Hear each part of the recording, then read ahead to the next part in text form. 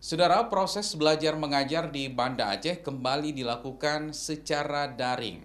Kebijakan ini dilakukan pemerintah setelah kota Banda Aceh kembali ke zona merah COVID-19 sejak tanggal 7 September lalu.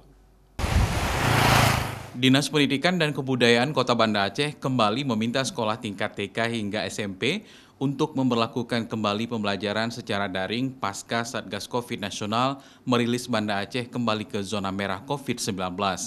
Pembelajaran tatap muka terpaksa dihentikan untuk mencegah dan memutus mata rantai penyebaran COVID-19. Kembalinya pembelajaran daring tidak bisa dihindarkan karena sudah menjadi ketetapan pemerintah untuk mengendalikan penyebaran COVID serta sesuai dengan instruksi pemerintah di zona merah level 4. Namun bagi siswa yang tidak memiliki perangkat Android untuk belajar daring, baik dinas maupun sekolah memberikan kesempatan kepada murid untuk datang ke sekolah, berkonsultasi bersama guru dengan protokol kesehatan yang ketat.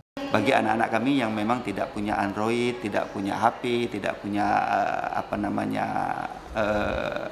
IT, maka diberi kesempatan dengan prokes yang ketat untuk datang ke sekolah, untuk menemui gurunya, karena guru kita sampai sore malahan kita terus memantau perkembangan tentang proses belajar mengajar ini. Dinas Pendidikan berharap walaupun pendidikan berjalan dalam suasana pandemi COVID, pihaknya terus membenahi sistem pembelajaran daring, mulai dari pengembangan aplikasi pembelajaran daring hingga waktu belajar di rumah lebih fleksibel hingga malam hari.